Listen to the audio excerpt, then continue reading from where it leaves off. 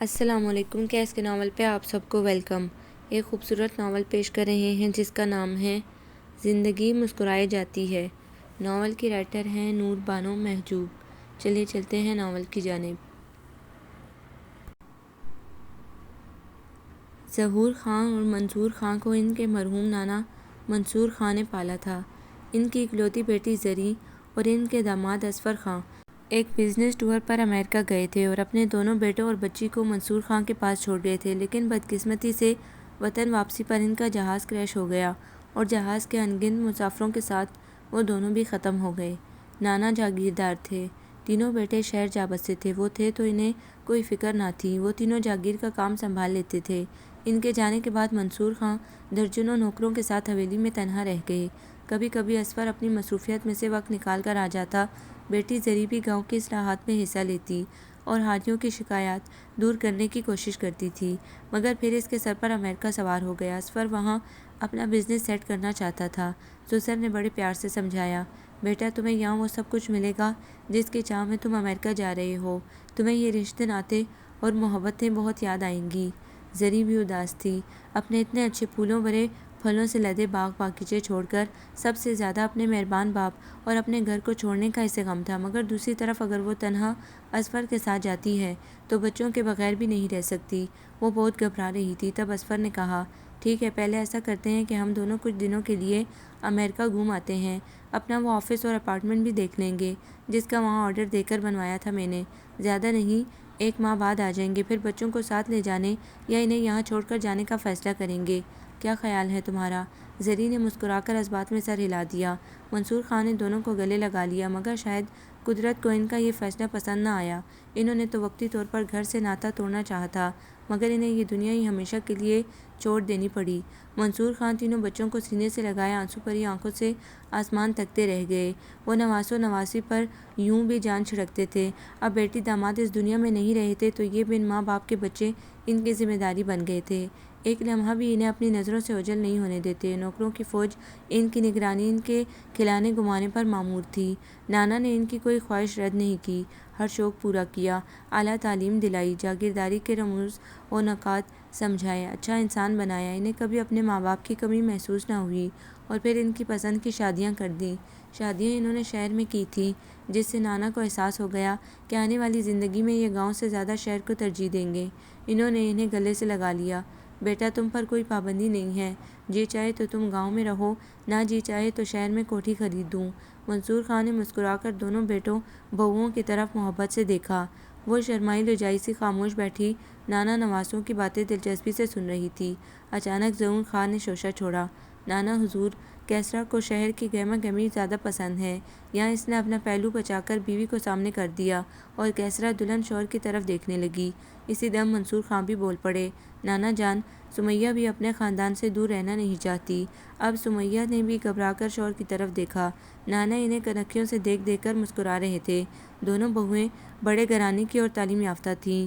سر دست انہیں حویلی میں رہنے پر کوئی اعتراض نہیں تھا، آخر وہ ان کی سسرال تھی۔ اصولاً تو انہیں کچھ عرصہ وہاں رہنا تھا، مگر 1-2 ماہ سے زیادہ، جو محض نئی نویلی دلہن اور دعوتوں کا پیریڈ تھا، ان کے شوہر مزید وہاں رہنے پر تیار نہیں تھے۔ منصور خان جان چکے تھے کہ ظہور خان اور منصور خان کو شہر کی رنگینیاں اپنی طرف کھینچ رہی ہیں۔ خیر کوئی بات نہیں بچوں، میں اپنے بچوں کی خوشی چاہتا ہوں، تم کراچی میں کسی اچھے سے بنگلے کا سودا کر لو، میں پیمنٹ کر دوں گا۔ انہوں نے پیار سے مسکراتے ہوئے دونوں کے شانے تھپ تھپائے اور چلے گئے۔ فاطمہ چونکہ دونوں بھائیوں سے بڑی تھی اور بے حد سادہ محبت کرنے والی، وہ اپنے نانا حضور کو چھوڑنے کا تصور بھی نہیں کر سکتی تھی۔ پھر جس طرح نانا جان نے انہیں پرورش کیا، ان کے ناز اٹھائے، اس نے اکثر نانا کو چھپ چھپ کر روتے دیکھا تھا۔ وہ جانتی تھی کہ انہوں نے بیٹی داماد کا غم کس طرح برداشت کیا تھا۔ وہ انہیں ناراض کرنے یا چھوڑنے کا تصور بھی نہیں کر سکتی تھی۔ اسی لیے نواب منصور خان نے ساتھ والے گاؤں کے جاگیردار کے بیٹے کا رشتہ فاطمہ کے لیے قبول کر لیا۔ انہیں فاطمہ پر بھروسہ تھا اور حازم انہیں بے حد پسند تھا۔ جب انہوں نے فاطمہ سے اس کے متعلق پوچھا تو انہوں نے مسکرا کر سر جھکا دیا۔ حازم کو وہ جانتی تھی، واقعی وہ ایک آئیڈیل انسان تھا۔ سسرال میں سب نے اسے ہاتھوں ہاتھ لیا۔ حازم فاطمہ کو پسند کرتا تھا اور شادی کے بعد فاطمہ نے بھی اپنی بھرپور محبتیں اس پر نچھاور کیں، اس کی خدمت عبادت سمجھ کر کی۔ لیکن اچھے لوگوں کا قیام دنیا میں مختصر ہوتا ہے۔ زر زمین کے جھگڑوں میں کسی دشمن کی گولی حازم کو چاٹ گئی اور 4 سال بعد وہ بے بسی کی چادر اوڑھ کر پھر نانا کے پہلو سے آ لگیں۔ ایک بیٹا ہوا تھا، وہ باپ کا عاشق تھا۔ باپ کی جدائی معصوم برداشت نہ کر سکا اور ایک رات بابا پاپا پکارتا ہوا اس دنیا سے چلا گیا۔ اب وہ اتنی بڑی حویلی میں نوکروں کے ساتھ تنہا تھیں، یا وہ بوڑھا کمزور نانا جسے بیٹی داماد کے غم نے پہلے ہی مار دیا تھا۔ وہ تو نواز و نواسی کو دیکھ کر جی رہے تھے۔ منظور اور ظہور شہر کو سدھارے تو بیٹی داماد کا غم پھر لوٹ آیا۔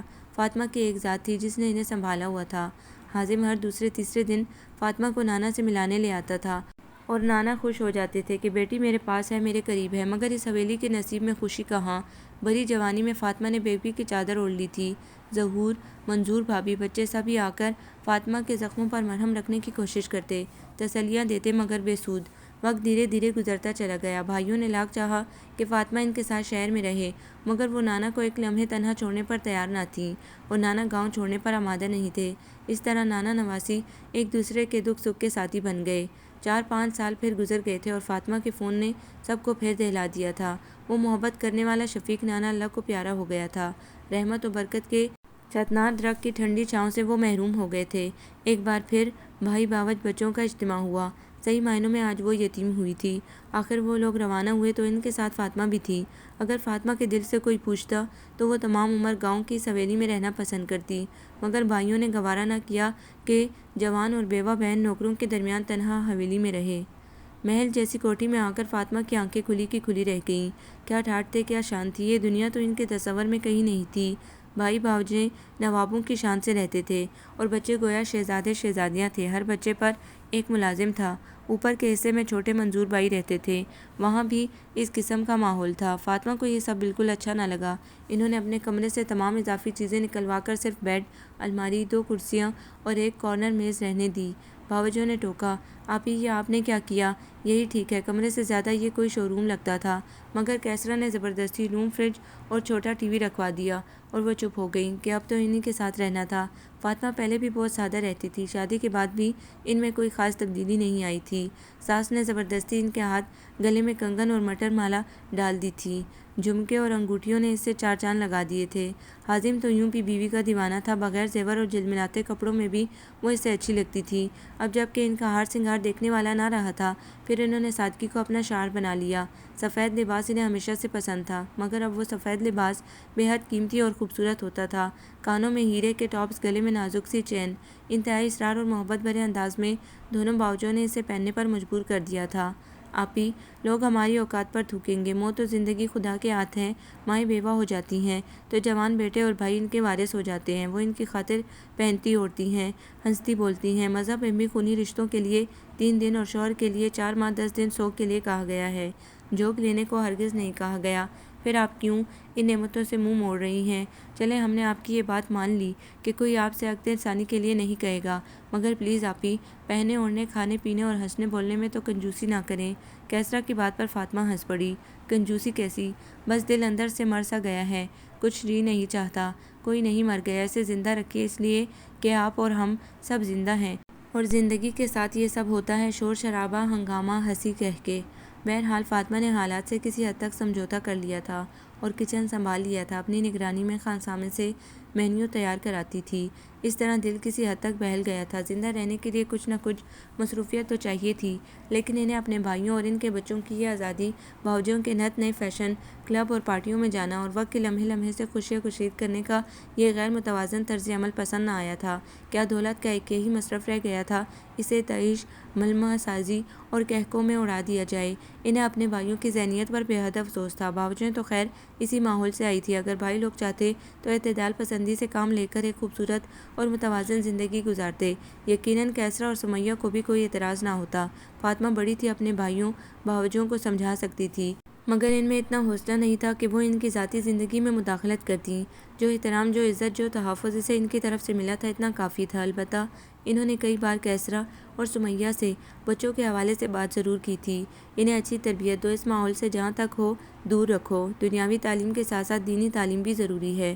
قرآن شریف ترجمے کے ساتھ پڑھاؤ تاکہ اچھی بری باتوں کی سوجھ بوجھ پیدا ہو۔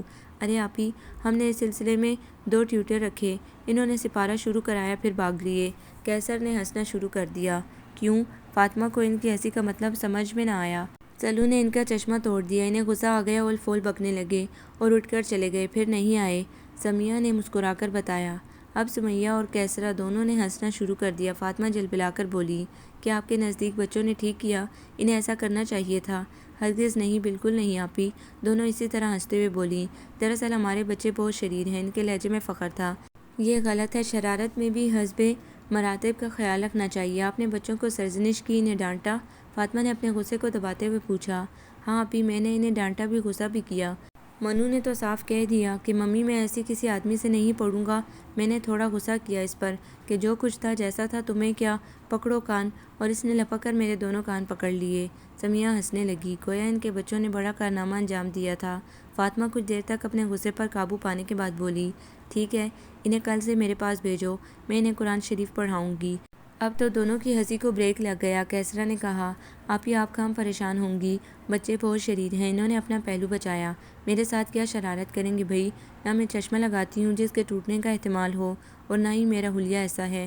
فاطمہ مسکرا دیں تو ان دونوں کی ہنسی بھی بحال ہو گئی۔ کیسرا نے کہا، چھوڑیں آپی، خواہ مخواہ آپ ڈسٹرب ہوں گی، پڑھ لیں گے قرآن مجید بھی، مجھے کون سا انہیں مولوی بنانا ہے۔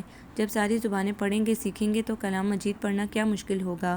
اور دونوں ہنستی ہوئی اٹھ کر چلی گئیں، گویا دنیا کی ساری کتابوں اور علوم کا انہوں نے فرقان حمید کے برابر لا کھڑا کیا تھا۔ فاطمہ بے حد رنج اور افسوس کے ساتھ انہیں جاتا دیکھتی رہیں۔ ایسی ماؤں کی اولادیں کیا اپنے دین اور اپنے خدا کو پہچان سکتی ہیں جنہیں خود اس کتاب کی عظمت اور اس زبان کی انفرادیت کا احساس نہیں؟ اس رات فاطمہ سخت بے چینی سے کروٹیں بدلتی رہی، بار بار جی کرتا کہ ساری رکاوٹیں، پابندیوں کو توڑ کر وہ بھاگتی ہوئی اپنے گاؤں، اپنی حویلی میں پہنچ جائے اور اس کے نرم و ٹھنڈے در و دیوار سے لپٹ لپٹ کر چیخیں مارے، نانا کو آوازیں دے، ان کے کمرے میں جا کر ان کی ایک ایک چیز کو آنکھوں سے لگائے، چومے اور ان پر سر رکھ کر سو جائے، پرسکون اور میٹھی نیند۔ اس دن کے بعد سے پھر فاطمہ نے بچوں یا ان کے والدین کو راہ راست پر لانے کی کوشش نہ کی، نہ ہی ایسی سوچ کو اپنے اندر پھلنے پھولنے دیا۔ خواہ مخواہ پتھروں سے سر ٹکرانے سے اپنا ہی سر پھوٹتا ہے۔ فاطمہ نے کوٹھی کے لان سے ملحق بڑے سے کمرے کا کاٹ کباڑ نکلوا کر باہر ڈلوا دیا۔ وہ کئی دنوں سے سوچ رہی تھی کہ آخر اس کمرے میں کیا بھرا ہوا ہے۔ ایک دن اس نے ظہور منظور سے اجازت لے کر کمرے کا زنگ آلود تالا تڑوا دیا۔ کمرے میں سینیٹری کا سامان اور کچھ فرنیچر پڑا ہوا تھا جو اچھی حالت میں تھا۔ ظہور خود حیران تھے کہ انہیں آج تک یہ کمرہ کھلوا کر دیکھنے کا خیال کیوں نہ آیا۔ جب کوٹھی خریدی تو فنیشنگ وغیرہ کے سلسلے میں بھی اس کمرے کا خیال نہ آیا، کیونکہ وہ کوٹھی سے بالکل الگ تھلگ کوئی چیز تھی۔ فاطمہ کا دل گھبرایا، اسے صرف کچن کی مصروفیت ناکافی بلکہ بور نظر آئی۔ وہ آگے کچھ کرنا چاہتی تھی، اس لیے ان کو ایک کمرے کی ضرورت محسوس ہوئی جہاں وہ بچیوں کو دینی تعلیم دینا چاہتی تھی۔ اس کے علاوہ کوئی اور مصروفیت اسے سکون نہیں پہنچا سکتی تھی۔ کسی کو کوئی اعتراض نہیں تھا۔ فاطمہ نے کمرہ وائٹ واش کروا کر کارپیٹ ڈلوا دیا، کرسیوں اور میز کا تکلف نہیں کیا بلکہ بینچیں رکھوا دی جن پر سپارے رکھے جا سکتے تھے، ہینڈ بل چھپوا دی اور بچے بچیاں آنی شروع ہو گئیں۔ اپنی مدد کے لیے ایک معلمہ رکھ لی جو ان بچیوں کو ترجمہ سمجھاتی تھی، مگر یہ اہتمام کسی بھاوچ کو پسند نہ آیا، لیکن فاطمہ کو اس کی پرواہ نہیں تھی۔ انہوں نے سوچ لیا تھا کہ اگر بھائیوں میں سے کسی نے کچھ کہا تو وہ گاؤں واپس چلی جائیں گی اور وہاں بڑے پیمانے پر ایک درسگاہ تعمیر کروائیں گی اور اسے منصور خان کے نام سے منسوب کرے گی۔ مگر یہ سب کچھ نہیں ہوا۔ کیسرا نے البتہ شوہر سے شکایت کر دی، آپ ہی ہمیں نیچا دکھانا چاہتی ہیں، کوٹھی میں مدرسہ قائم کر کے ہمارے مشاغل کو چیلنج کرنا چاہتی ہیں۔ ایسی کوئی بات نہیں، بلا وجہ ان کی طرف سے بدگمان نہ ہو، کتنی خوشامد سے ہم انہیں یہاں لائے تھے۔ اگر انہوں نے کوئی مصروفیت تلاش کر لی ہے اپنے لیے تو یہ بڑی اچھی بات ہے، لوگوں کا بھلا ہی ہوگا۔ اگر ہمیں کسی نیک کام کی توفیق نہ ہو سکی تو آپ ہی نے ہی یہ کام کر دکھایا، اس حوالے سے ہمارے نامہ اعمال میں کچھ نیکیوں کا اضافہ ہی ہوگا، نقصان تو کوئی نہیں۔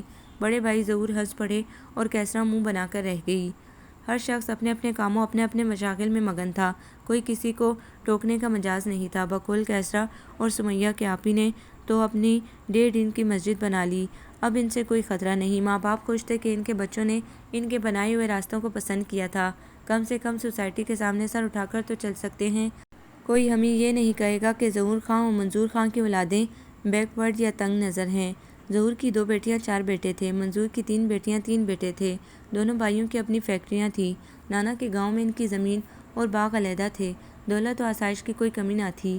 کوٹھی میں آئے دن کسی نہ کسی پارٹی کا خوشگوار ہنگامہ بیدار رہتا، کبھی بیٹے کی سالگرہ، کبھی بیٹی کی، اور کبھی نواسے نواسیوں اور پوتے پوتیوں کی کوئی خوشی تقریب اور فنکشن کی صورت میں کوٹھی کی رونقیں بڑھا دیتی تھیں۔ لطف کی بات یہ تھی کہ دونوں بھائیوں کی شادی شدہ بیٹیاں بھی اپنے بچوں کی سالگرہ پارٹیاں میکے میں آ کر منعقد کرتی تھیں، اور ماں باپ بھائی بہن بڑھ چڑھ کر اس کا اہتمام کر کے ان کی خوشیوں کو دوبالا کرتے تھے۔ خوب ہلا گلا ہوتا۔ اس ضیافت میں پینے پلانے میں بھی اہتمام ہوتا۔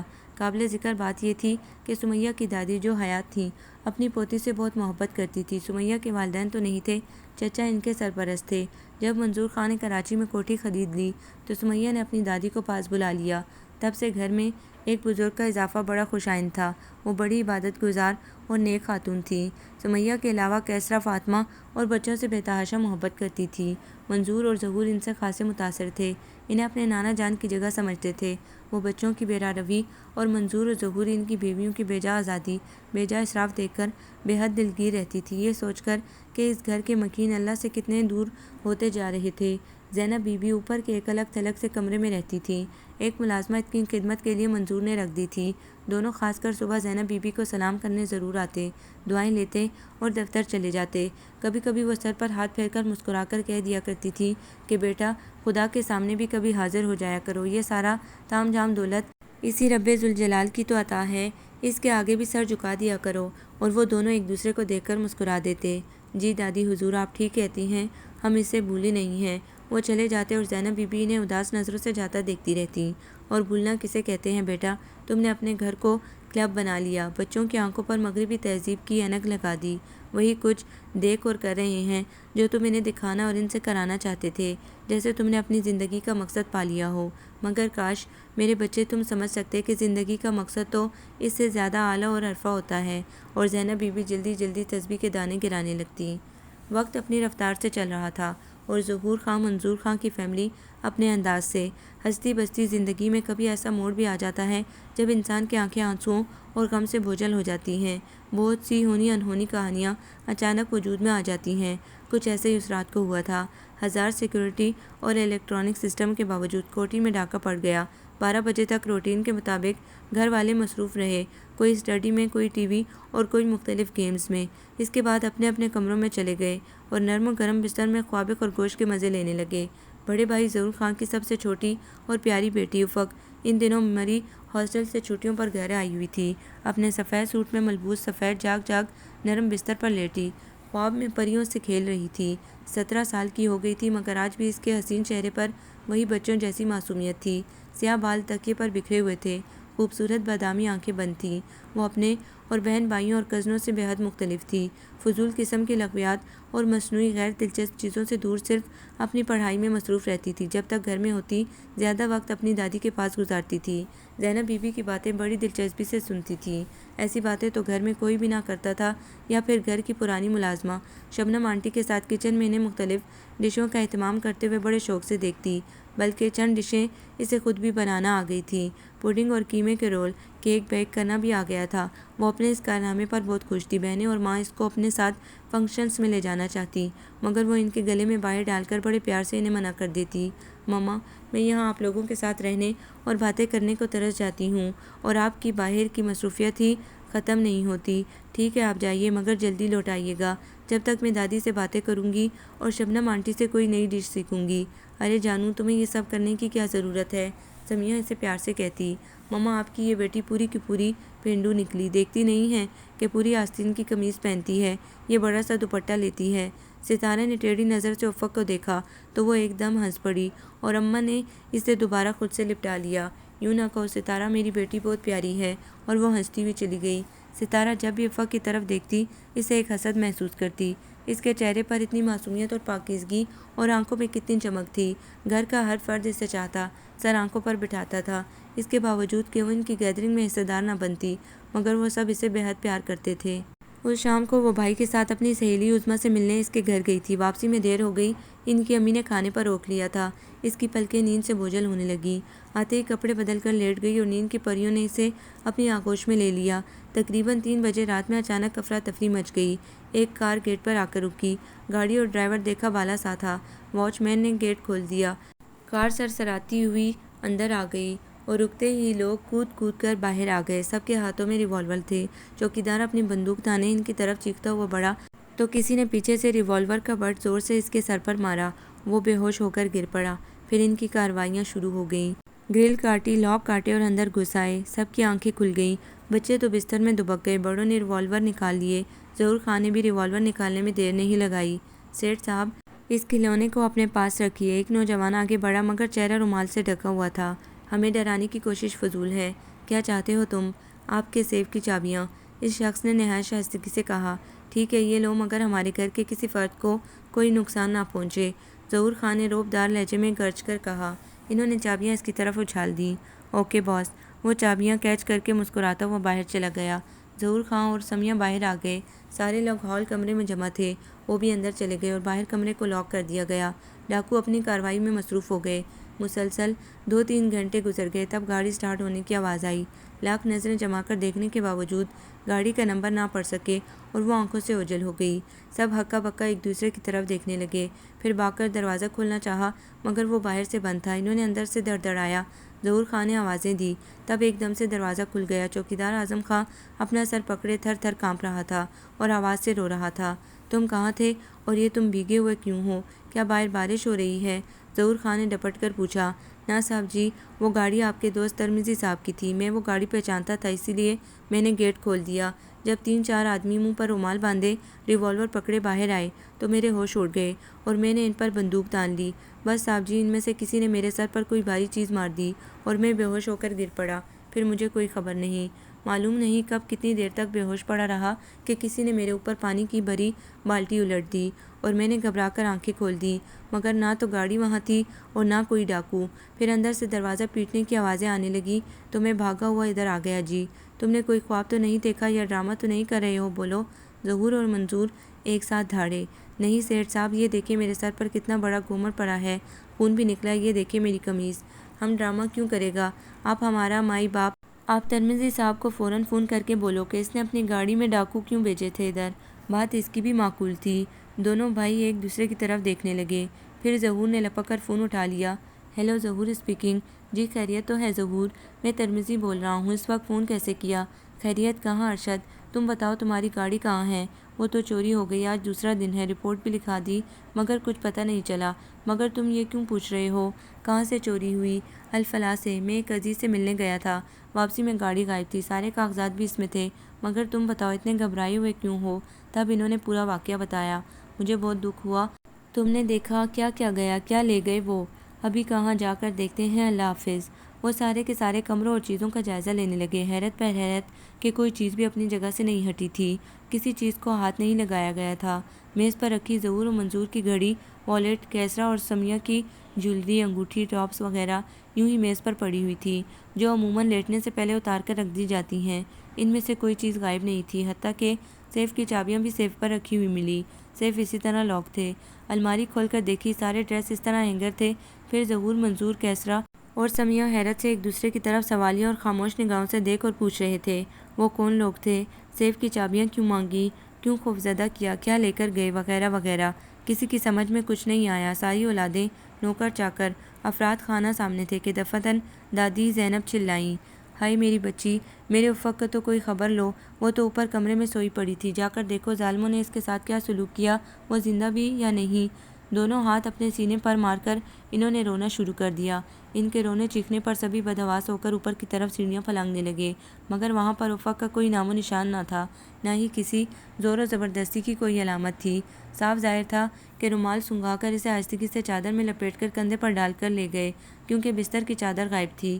گھر والوں کو اب ہوش آیا کہ وہ ڈاکو گھر کی سب سے قیمتی اور انمول شے لے گئے تھے، شاید وہ اسی خزانے کی تلاش میں آئے تھے۔ یہاں بہن بھائی رو رہے تھے، کیسرا اور منظور خاموش تھے۔ ارے سوچ کیا رہے ہو؟ پولیس اسٹیشن فون کرو، سمیہ ایک دم پھپک کر رو پڑی۔ بھابھی خود کو سنبھالیں، پولیس میں فون کرنے سے بات باہر پھیل جائے گی، ہمیں ان ڈاکوؤں کے فون کا انتظار کرنے دو، یقیناً ان کا مقصد اغوا برائے تاوان ہوگا، دیکھو وہ کیا طلب کرتے ہیں، جلدی نہ کریں، صبر سے کام لیں۔ منظور نے کہا تو کیسرا نے آنکھوں میں آنسو بھر کر سمیہ کو خود سے لگاتے ہوئے کہا، منظور ٹھیک کہہ رہے ہیں بھابھی، اب وہ کیا طلب کریں گے چچا جان؟ بڑے بیٹے محمد عالم نے دکھی لہجے میں کہا، سب کچھ تو وہ ہمارا لے گئے، ہماری دولت، ہماری عزت، ہمارا وقار، اب دینے کے لیے ہمارے پاس رہ کیا گیا ہے؟ باپ اور چچا نے اسے تسلی دیتے ہوئے کہا، نہ بیٹا مایوس نہ ہو، اللہ میری بچی کی حفاظت کرے گا، روپے پیسے کی ہمیں پرواہ نہیں۔ مگر یہ بات بھی ظہور سمجھ رہے تھے کہ یہ اغوا نہیں، یقیناً کوئی پرانا حساب چکایا گیا ہے، ورنہ اس کی دسترس میں کیا نہیں تھا، وہ وہ چاہتا تو ہمیں کنگال کر کے چھوڑ دیتا، مگر ان کے لبوں پر ایک چپ تھی۔ وہ کہنا چاہتے تھے کہ میرے گناہوں کی سزا میرے بچوں کو ملی ہے، مگر الفاظ گونگے ہو گئے تھے۔ ایک ماہ گزر گیا اسی انتظار میں، مگر کسی کا فون نہ آیا۔ سب نے نہایت خاموشی سے بالا بالا ہر جگہ تلاش کیا، مگر کچھ پتہ نہ چلا۔ پھر مری ہاسٹل سے وہاں کی پرنسپل کا فون آ گیا۔ افق 1 ماہ سے زیادہ ہو گیا واپس نہیں آئی۔ اگر وہ بیمار ہے تو میڈیکل رپورٹ کے ساتھ اس کی چھٹی کی درخواست فوراً روانہ کریں، ورنہ اس کا نام کالج سے کاٹ دیا جائے گا۔ اس خاندان کا زوال شروع ہو گیا تھا اور ظہور خان اس کی زد میں کھڑے تھے۔ اب تک بہت سے صدمے اور جھٹکے لگے تھے انہیں، مگر یہ صدمہ اور جھٹکا بہت بڑا تھا۔ افق کی گمشدگی معمولی سانحہ نہیں تھا۔ معلوم نہیں قدرت نے اس آزمائش کے لیے انہیں کیوں منتخب کیا تھا۔ وہ تو بہت گنہگار بندے تھے۔ ایک بیٹا ان کا امریکہ پڑھنے گیا تھا، وہاں اس نے کسی امریکن لڑکی سے شادی کر لی اور پھر واپس نہیں آیا۔ یہ پہلا جھٹکا تھا، سہ گئے۔ دوسرا بیٹا نشے کا عادی ہو گیا، اس کی پڑھائی ختم ہو گئی اور اپنے نشے کی فراہمی کے لیے گھر میں چھوٹی موٹی چوری کرنے لگا، کیونکہ باپ کی طرف سے جو خرچ ملتا تھا وہ ناکافی تھا۔ یہ بڑی تکلیف دہ چیز تھی۔ منظور خان نے اسے کلینک میں داخل کر دیا، ایک نوکر اس کی نگرانی پر مامور کر دیا۔ بعد میں پتہ چلا وہ نوکر خود اپنے چھوٹے مالک کے لیے نشہ فراہم کرتا تھا۔ آخر انہوں نے بیٹے اور نوکر دونوں کو گھر سے نکال دیا۔ وہ لاہور جانے والی گاڑی میں بٹھا کر انہیں گویا شہر بدر کر دیا گیا۔ یہ دوسرا بڑا جھٹکا تھا۔ بڑی بیٹی ستارہ کی شادی ایک دقیانوسی خاندان میں ہوئی تھی۔ یہ ان کی بہت بڑی غلطی تھی، حالانکہ بیٹے بیٹیوں کی شادیاں ہمیشہ اپنے برابر والوں میں کرنی چاہیے۔ بس مگر اسے کیا کہیے کہ شیخ ایمن الدین کے صاحبزادے حرمین اور ظہور خان کی صاحبزادی ستارہ نے ایک ساتھ یونیورسٹی میں تعلیم پائی۔ دونوں ایک دوسرے کو پسند کرتے تھے اور شادی کرنا چاہتے تھے۔ دونوں نے اپنے والدین کو راضی کر لیا۔ ظہور خان کے لیے تو یہ کوئی مسئلہ ہی نہیں تھا، مگر شیخ صاحب نے صرف مذہبی نقطہ نظر سے بیٹے کو شادی کی اجازت دے دی تھی، کیونکہ شادی میں لڑکے لڑکی کی باہم رضامندی ضروری تھی۔ شادی ہو گئی، مگر جب شادی کے بعد نئی نویلی دلہن کو دوپٹہ گلے میں ڈالے کھٹ کھٹ کر کے اندر باہر آتے جاتے دیکھا تو ساس سسر کی غیرت پر تازیانہ پڑا، مگر وہ چپ رہے۔ وہی کلب، پارٹیاں، وہی لباس، وہی فیشن۔ یہ بات تو حرمین کو بھی اچھی نہیں لگی کہ نئی نئی شادی تھی، وہ اس میں دلہنوں کا روپ دیکھنا چاہتا تھا۔ ساس نندیں اسے زیور اور عروسی جوڑے اور پھولوں میں سجانا چاہتی تھی۔ بڑا بیٹا تھا، پہلی شادی تھی، سارے ارمان نکالنا چاہتی تھی۔ اور وہ ہاتھ نہیں رکھنے دیتی تھی، سارے ارمان گھٹ کر رہ گئے تھے۔ حالانکہ یہ شادی بیٹے کی پسند کی تھی۔ وہ سمجھتا تھا کہ ستارہ کو اس سے محبت ہے، وہ جیسا چاہے گا وہ انکار نہیں کرے گی۔ وہ جانتا تھا کہ وہ اس قسم کی آزادی کو برداشت نہیں کریں گے، مگر وہ ستارہ کو سمجھا لے گا، مگر ایسا نہ ہو سکا۔ ساس سسر کا مطالبہ تھا کہ بہو اگر برقع نہیں تو چادر لے، اپنا سطر چھپا کر باہر نکلے، یہ کلب اور پارٹی کی گیدرنگ ترک کر دے۔ ہم شریف اور عزت دار لوگ ہیں، اپنی بہو بیٹیوں کو کھلے عام باہر جاتے نہیں دیکھ سکتے، لیکن ستارہ کو اس کی پرواہ نہیں تھی، اس لیے وہ حرمین پر الٹ پڑی تھی۔ تم پڑھ لکھ کر بھی اتنی جہالت کا ثبوت دو گے، میں سوچ بھی نہیں سکتی تھی۔ کیا تمہیں نہیں معلوم تھا کہ میں ایک ترقی یافتہ اور آزاد لڑکی کے علاوہ ایک دولت مند باپ کی بیٹی بھی ہوں؟ وہ بڑے نخوت سے بولی۔ میں جانتا تھا ستارہ کہ تم ایک دولت مند باپ کی بے مہار اور خود سر بیٹی ہو، مگر یہ اندازہ نہیں تھا کہ مجھ سے محبت کا دعویٰ کرنے کے باوجود اتنی سنگ دل اور بیوقوف لڑکی ثابت ہوگی۔ مگر وہ ٹھہری نہیں، کھٹ کھٹ کرتی چلی گئی۔ اس نے اپنی روش نہیں چھوڑی تھی۔ اس عرصے میں وہ ایک بیٹی کی ماں بھی بن گئی۔ آخر جب افہام و تفہیم کے تمام راستے بند ہو گئے تو حرمین نے خاموشی سے اس کو طلاق دے دی اور انہوں نے اپنی بیٹی کا بھی مطالبہ نہیں کیا، اور خاندان ہی میں حرمین کی دوسری شادی ہو گئی۔ ستارہ کو آزادی مل گئی، اس کے لیے تو کوئی فرق نہ پڑا، مگر ظہور خان تھے سے گئے، اور اب آخری صدمہ افق کی پراسرار گمشدگی کا تھا، جسے نہ ان کا ذہن قبول کر رہا تھا نہ دل۔ سب سے تکلیف دہ پہلو یہ تھا کہ افق کا عقد ہو چکا تھا، وہ کسی کی منکوحہ تھی۔ جب اس نے میٹرک کر لیا تھا اور مری ہاسٹل میں اس کے داخلے کے انتظامات ہو رہے تھے، تبھی ظہور خان کے جنرل مینیجر عارف چودھری کے بیٹے کاشف چودھری سے اس کا عقد ہو گیا تھا۔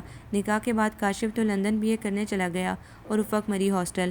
وہ خاندان کی واحد لڑکی تھی جسے گھر کا یہ ماحول اور والدین کی محبتوں کا یہ بھونڈا انداز قطعی پسند نہ تھا، اسی لیے وہ اپنے گھر اور شہر سے دور چلی جانا چاہتی تھی۔ یہ اسی کی چوائس تھی۔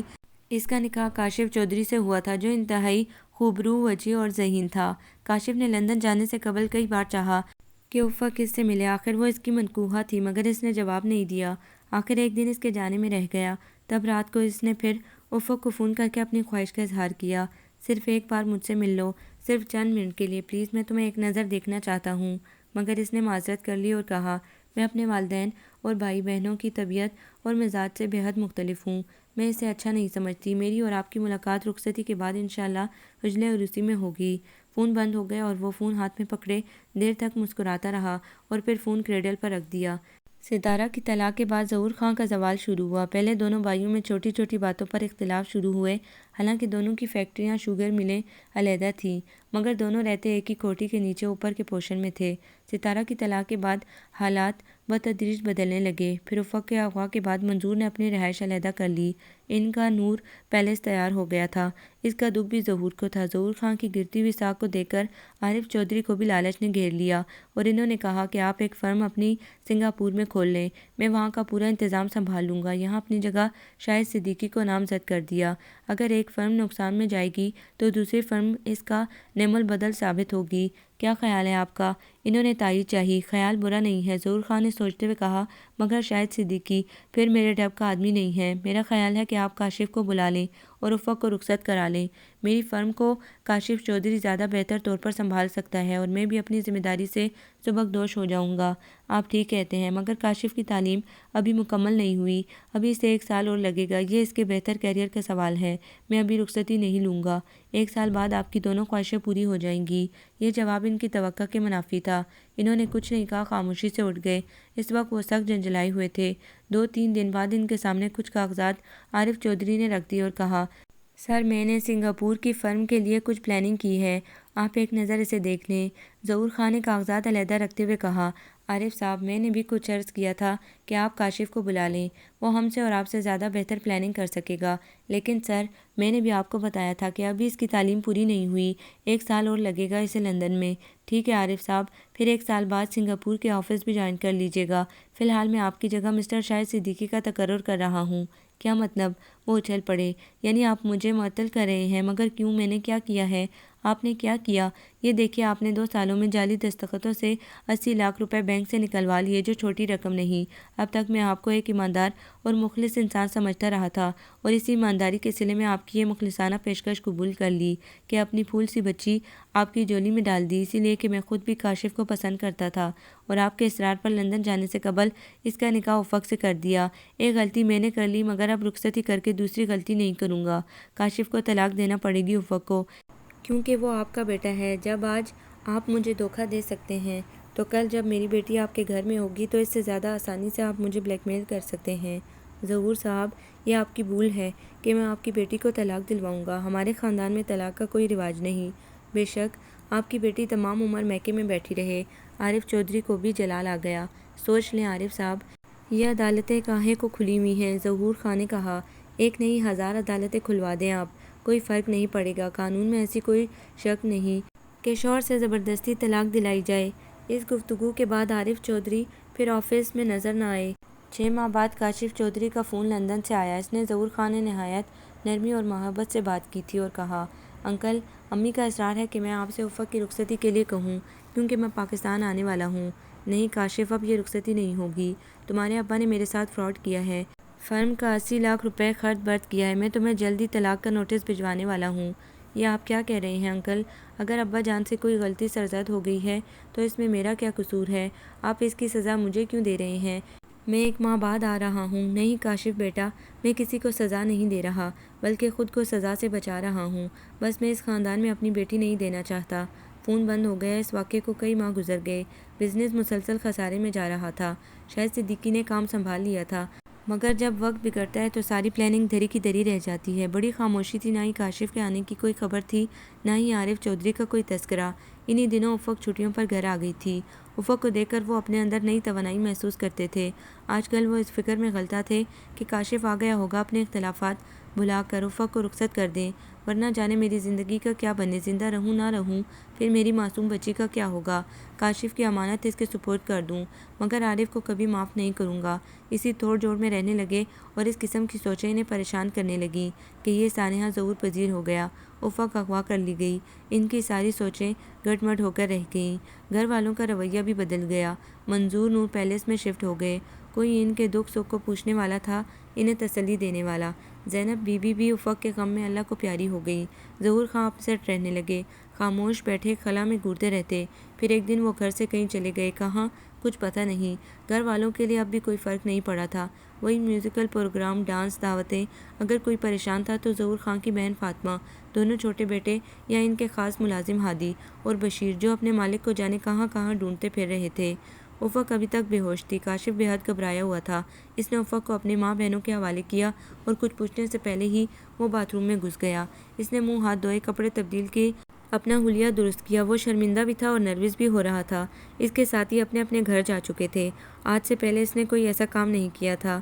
لندن سے آنے کے بعد عارف چودھری نے ایئرپورٹ پر ہی بیٹے کو بتایا، تمہارے سسر ظہور خان نے میری سخت بے عزتی کی۔ آفس کے سارے لوگوں کے سامنے مجھ پر غبن کا الزام لگایا کہ میں نے جعلی دستخطوں سے فرم کا 80 لاکھ روپے بینک سے نکال کر فرم کو نقصان پہنچانے کی کوشش کی اور مجھے آفس سے نکال دیا، اور کہا کہ میں اب اپنی بیٹی کو رخصت نہیں کروں گا کیونکہ کاشف چودھری کا باپ ایک فراڈ یا مشکوک اور لالچی انسان ہے۔ یہ باتیں عارف چودھری نے ایئرپورٹ پر بیٹے کو علیحدہ لے جا کر بڑی رازداری اور مظلومیت سے آنکھوں میں آنسو بھر کر بتائیں۔ انہوں نے گھر آنے کا بھی انتظار نہیں کیا اور باقی پلاننگ بھی راستے ہی میں کر لی۔ کاشف بوکھلا کر باپ کی شکل دیکھنے لگا۔ مگر ابا جان، انکل نے بغیر ثبوت کے اتنا بڑا الزام کیسے لگا دیا؟ کوئی تو وجہ ہوگی اس کی۔ بیٹا باپ کی طبیعت سے کسی حد تک واقف تھا۔ وہ جانتا تھا کہ انہیں پیسے کی کتنی ہوس تھی، اور اسی غرض سے انہوں نے ظہور خان کو اعتماد میں لے کر اپنے بیٹے کو ان کی فرزندی میں پیش کر دیا تھا۔ حالانکہ افق سے شادی اس کی اولین آرزو تھی۔ دوسرے دن احمد کے ساتھ عارف چودھری کو بھی چارج شیٹ دے دی۔ انہوں نے بیٹے سے مل کر ڈاکے کا ڈرامہ کھیلا، افق کو اغوا کر لیا، مگر وہ پس پردہ رہے۔ کاشف کو بعد میں ہوش آیا کہ اس نے کیا کیا۔ وہ تو کسی سے گھر میں آنکھ ملانے کے قابل بھی نہ رہا۔ افق کو اس حال میں دیکھ کر آمنہ خاتون ہک دک رہ گئی۔ وہ ابھی تک بے ہوش تھی۔ انہوں نے بیٹے کو علیحدہ لے جا کر پوچھا، یہ کیا ہے؟ تم اسے اس طرح کیوں لائے ہو؟ کیا قصہ ہے؟ وہ شرمندگی سے ہاتھ جوڑ کر ان کے سامنے سر جھکا کر کھڑا ہو گیا اور آنسوؤں کے درمیان پورا واقعہ سنا دیا۔ یہ ساری پلاننگ پاپا کی تھی، مگر اب سوچتا ہوں کہ یہ سب غلط ہوا، مجھے ایسا نہیں کرنا چاہیے تھا۔ آمنہ خاتون کی آنکھوں سے مارے غصے کے شعلے نکلنے لگے۔ انہوں نے لگاتار کئی تھپڑ اس کے منہ پر جڑ دیے۔ کمبخت، یہ تو نے کیا کیا؟ اگر انہوں نے اغوا کا کیس پولیس میں دے دیا اور افق میرے گھر سے برآمد ہوئی تو ہم کسی کو منہ دکھانے کے قابل بھی نہیں رہیں گے۔ بے غیرت، تو نے اتنے شریف، اچھے اور خاندانی لوگوں پر سے ہمارا اعتبار کھو دیا۔ کہاں ہے تمہارا باپ؟ وہ سنگاپور چلے گئے، اس نے مری مری آواز میں جواب دیا۔ امی پلیز کچھ کیجیے۔ ہاں ہاں، ابھی پولیس اسٹیشن فون کرتی ہوں۔ وہ نہایت غصے میں پلٹی۔ امی پلیز پلیز۔ وہ ہاتھ جوڑ کر کھڑا ہو گیا۔ افق کو ہوش آ گیا تھا۔ وہ حیرت سے چاروں طرف دیکھ رہی تھی۔ یہ اس کا کمرہ تو نہیں تھا۔ وہ ایک جھٹکے سے اٹھ کر بیٹھ گئی۔ دفعتاً اسے سب کچھ یاد آ گیا۔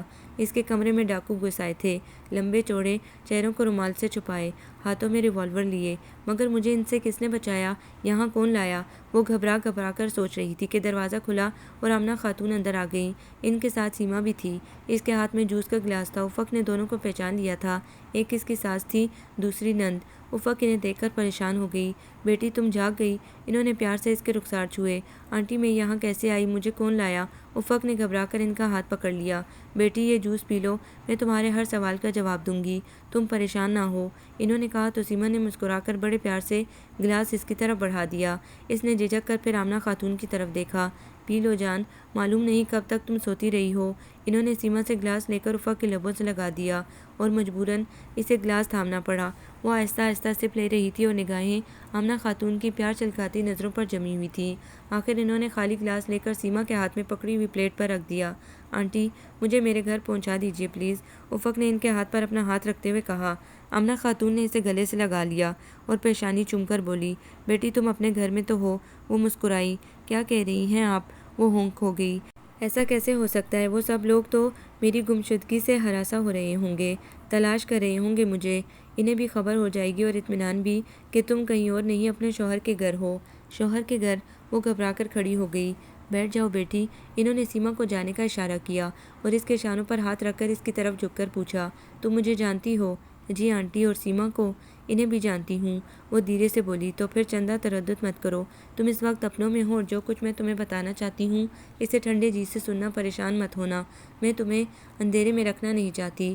دراصل بیٹی آفس کے معاملات اور بزنس کے سلسلے میں کچھ غلط فہمیاں کاشف کے پاپا اور تمہارے ڈیڈی کے درمیان ہو گئی تھیں اور انہوں نے کاشف کے پاپا پر الزام لگا دیا کہ انہوں نے 80 لاکھ روپے کا غبن کیا ہے۔ وہ بات کچھ بڑھ گئی تو تمہارے ڈیڈی نے طلاق کا مطالبہ کر دیا۔ کاشف اپنی تعلیم مکمل کر کے واپس آ چکا تھا اور ہم لوگ رخصتی کی تاریخ لینے کا سوچ رہے تھے کہ طلاق کا سن کر بوکھلا گئے۔ اس بات نے کاشف کے پاپا کو مشتعل کر دیا۔ پھر تمہارے ڈیڈی بھی کوئی بات سننے کو تیار نہیں تھے، جبکہ تم تو کاشف کی امانت اور شرعی طور پر تم اس کی بیوی تھی، اور کاشف تمہیں طلاق دینے پر ہرگز تیار نہیں تھا۔ جب وہ یہاں تمہیں لے کر آیا تو تم بے ہوش تھی۔ میں تمہیں دیکھ کر ہکا بکا رہ گئی، مارے غصے اور رنج کے میں نے اسے بڑا برا بھلا کہا اور دیر تک روتی بھی رہی۔ اپنی جگہ میں کتنی شرمندہ تھی۔ اگر مجھے ان سارے واقعات کا پتہ ہوتا تو میں جا کر تمہاری امی کے پاؤں پکڑ لیتی، تمہارے ڈیڈی کے آگے ہاتھ جوڑتی۔ وہ بلا شبہ کاشف کے پاپا کو پولیس کے حوالے کر دیتے، مگر میرے کاشف کا کیا قصور تھا؟ اس نے محض طلاق کی بازگشت سے گھبرا کر غصے، محرومی اور صدمے سے مغلوب ہو کر باپ کے کہنے پر یہ قدم اٹھا لیا تھا۔ بیٹی، اب جو کچھ ہوا اسے مقدر کا فیصلہ سمجھ کر قبول کر لو۔ جب حالات ٹھیک ہو جائیں گے تو ہم خود تمہیں وہاں لے کر جائیں گے اور ان سے معافی مانگ لیں گے۔ یہ سب سن کر افق سسکیاں بھرنے لگی۔ یہ کیا کیا آنٹی؟ اس طرح تو میرے خاندان کی بڑی بدنامی ہوگی، میرے امی ڈیڈی پر کیا گزرے گی، اور اپنی یہ توہین میں کس طرح برداشت کر سکوں گی؟ تم ٹھیک کہتی ہو بیٹی، مگر جو کچھ ہو چکا ہے ہم اسے بدل نہیں سکتے۔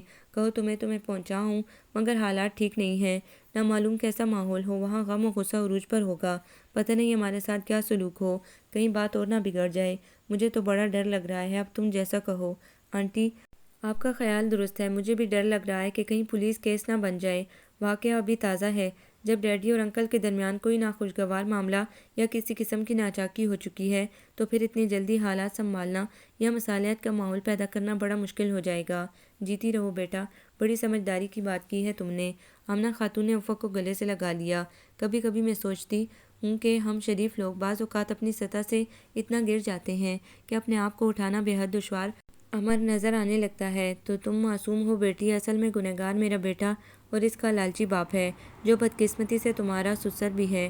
شاید تقدیر اس کا نام ہے۔ افق نے آمنہ خاتون کو بڑے دکھ سے جاتا دیکھا۔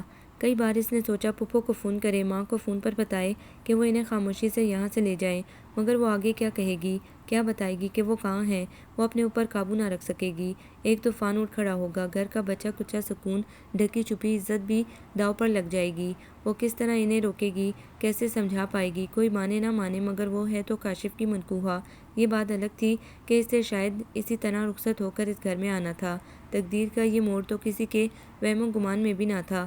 وہ تکیے میں منہ چھپا کر سسکنے لگی۔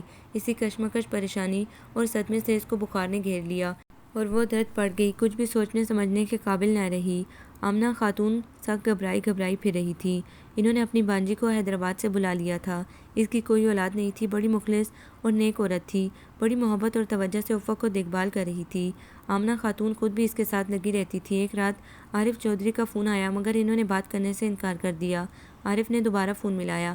اس بار آمنہ نے کچھ توقف کے بعد فون اٹھا لیا۔ عارف نے التجا کی، پلیز آمنہ فون مت رکھنا، میرا پرابلم سمجھنے کی کوشش کرو، میں بہت پریشان ہوں۔ کہاں سے فون کر رہے ہیں؟ سنگاپور سے۔ ہمارے لیے مسائل پیدا کر کے آپ سنگاپور میں عیش کر رہے ہیں، آپ کو شرم آنی چاہیے عارف۔ اب کون ہمیں شریف لوگوں میں شمار کرے گا؟ اگر یہ خبر باہر نکل گئی تو ہمارے لیے ڈوب مرنے کا مقام ہوگا۔ آج پورا ہفتہ ہو گیا افق بخار میں دت پڑی ہے، اسے ہوش نہیں ہے۔ اگر اسے کچھ ہو گیا تو میں کچھ آپ کو معاف نہیں کروں گی۔ ایک اعلیٰ تعلیم یافتہ انگلینڈ ریٹرن ہونہار بیٹے کو آپ نے کس راستے پر لگا دیا؟ وہ اپنا منہ چھپائے چھپائے پھر رہا ہے۔ ظہور بھائی سنا ہے گھر سے کہیں چلے گئے ہیں، انہیں تلاش کیا جا رہا ہے۔ عارف، اس خاندان کی تباہی کے ذمہ دار آپ ہیں۔ افق ہر چند کہ میری بہو ہے، لیکن ہم نے اپنا اعتبار کھو دیا ہے، وہ کبھی ہمیں قابل اعتبار نہ سمجھے گی۔ آمنہ خاتون نے غصے سے ریسیور پٹک دیا۔ کئی دنوں بعد افق کا بخار ٹوٹا، وہ جا کر اس کے پاس بیٹھ گئیں، اس کے سر پہ ہاتھ پیار سے پھیرتی رہیں۔ وہ خاموش تھی۔ بیٹی کچھ بولو، مجھے برا بھلا کہو، مگر یوں چپ نہ رہو۔ ان کی آنکھوں میں آنسو آ گئے۔ افق کچھ دیر تک انہیں دیکھتی رہی، پھر ان سے لپٹ کر رو پڑی۔ کیا بولوں امی جی، میں آپ کو کیا کہوں؟ آپ کا قصور کیا ہے اللہ بہتر جانتا ہے، شاید ہمارے نصیب میں اسی طرح گھر سے رخصت ہونا لکھا تھا۔ اس کے رونے پر آمنہ خاتون بھی بلک پڑی۔ انہوں نے اس کے آنسو پونچھے، پیار کیا اور ٹھنڈی آہ بھر کر کہا، تم ٹھیک کہتی ہو، شاید ہم سے ہوتا ہے جب کوئی گناہ، اس کو قسمت کی بھول کہتے ہیں۔ کتنے بااعتماد ہیں ہم لوگ، لغزشوں کو اصول کہتے ہیں۔ اچھا بیٹی اٹھو، گرم پانی سے شاور لے کر فریش ہو جاؤ اور کپڑے چینج کر کے باہر آ جاؤ، میں نے صدقے کا بکرا منگوایا ہے، اس پر ہاتھ پھیر دینا۔ سعدیہ آ گئی، اس کے ہاتھ میں گرم گرم سوپ تھا۔ پہلے یہ پی لو، پھر بکرے کی رونمائی ہوگی۔ اس نے مسکرا کر پیالہ افق کے ہاتھ میں دے دیا۔ ہاں، رونمائی تو قسمت والوں کی ہوتی ہے، مجھ سے تو بہتر شاید قربانی کا وہ جانور ہے۔ ارے چندہ کیا سوچنے لگی؟ لاؤ میں اپنے ہاتھ سے تمہیں پلا دوں۔ آمنہ نے پیالہ تھام کر اسے کرسی پر بٹھا دیا۔ لو جلدی سے پی لو ورنہ سوپ ٹھنڈا ہو جائے گا۔ شاباش۔ وہ آمنہ کی کوئی بات نہیں ٹال سکتی تھی کیونکہ ان دونوں کا درد مشترک تھا۔ اس نے خالی پیالہ سعدیہ کو پکڑا دیا اور وہ چلی گئی۔ کچھ دیر بعد وہ بکرے کی رسی پکڑے آ گئی۔ لو افق بی بی، میں بکرے کو آپ کے پاس لے آئی، اب اس کے سر پہ پیارے ہاتھ پھیر دیں۔ افق نے بکرے کے سر پہ آہستہ سے ہاتھ رکھ دیا۔ بس بس سعدیہ، عثمان سے کہو ابھی بکرے کو عیدی سینٹر میں پہنچا دیں۔ پھر آمنہ خاتون افق کا ہاتھ پکڑ کر واپس کمرے میں لے آئی۔ تھوڑا آرام کر لو بیٹا، پھر ہم سب ساتھ میں کھانا کھائیں گے۔ وہ افق کو بستر پر لٹا کر چلی گئی۔ افق نے کئی بار محسوس کیا تھا کہ کوئی اسے دیکھ رہا ہے چھپ چھپ کر۔ وہ یہ بھی جانتی تھی کہ یہ کون ہو سکتا ہے۔ آپ نے ایسا کیوں کیا؟ میں تو آپ کی تھی، کم سے کم طلاق والی بات میرے علم میں تو آتی، میں اپنے ڈیڈی کو منا لیتی، پھر یہ کچھ نہ ہوتا، میرے اوپر اعتماد تو کیا ہوتا، یا پھر اتنا بڑا قدم اٹھانے سے پہلے اپنی امی سے مشورہ کر لیتے۔ وہ بہت اچھی خاتون ہے، کبھی ایسا نہ ہونے دیتی۔ میرے ماں باپ کو آپ نے کس بات کی سزا دی؟ کیا اس کی کہ انہوں نے آپ کی خواہش پر مجھے آپ کے دامن سے باندھ دیا تھا؟ کیا اس لیے کہ وہ بیٹی کے باپ تھے؟ بیٹی پیدا کرنا، بیٹی کو بیاہنا اگر اتنا بڑا جرم تھا تو قرون اولیٰ کے لوگ ٹھیک کرتے تھے کہ پیدا ہوتے ہی اپنی پھول سی بیٹیوں کو دفن زندہ کر کے سارے عذابوں سے چھوٹ جاتے تھے۔ آج بھی تو انہیں کسی نہ کسی حوالے سے زندہ درگور کیا جا رہا تھا۔ افق نے روتے روتے اپنا چہرہ تکیے میں چھپا لیا۔ اکثر راتیں اس کی اس طرح سسکتے ہوئے گزر جاتی تھیں۔ کبھی ماں اس کے سامنے آ جاتی، کبھی بہن، کبھی مہربان پھپھو، کبھی دعائیں دینے اور اس پر دم کرنے والی دادی، اور کبھی اس کا شفیق اور پیار کرنے والا باپ جس کے سامنے عارف چودھری کا صرف 80 لاکھ کا فراڈ تھا۔ مگر انہوں نے اس فراڈ کے لیے تو سوچا بھی نہ ہوگا جو اس چال باز شخص نے اپنے جذباتی، نہ تجربے کار اور نادان بیٹے کے ساتھ مل کر کیا تھا۔ اس دن حسب معمول وہ کھڑکی میں کھڑی مالی کو لان کی صفائی کرتے اور پودوں میں پانی ڈالتے دیکھ رہی تھی۔ تبھی کوئی چپکے سے اس کے پاس آ کر کھڑا ہو گیا۔ اس نے کنکھیوں سے دیکھا اور جلدی سے رخ پھیر کر منہ پر آنچل کھینچ لیا۔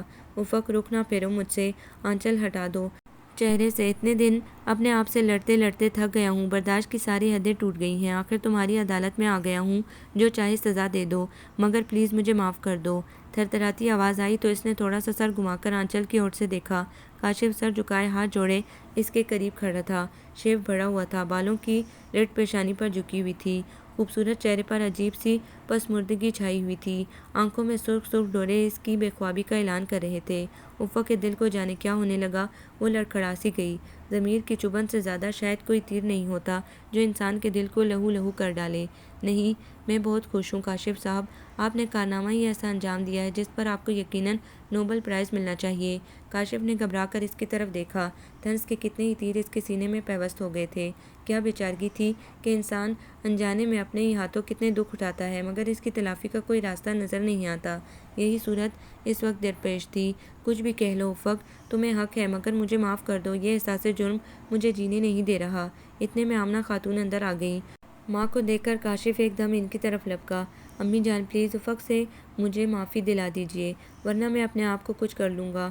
وہ ماں کے سینے سے لگ کر سسک پڑا۔ انہوں نے بڑے دکھ سے کاشف کو دیکھا، پھر بدستور رخ پھیرے کھڑی افق کو۔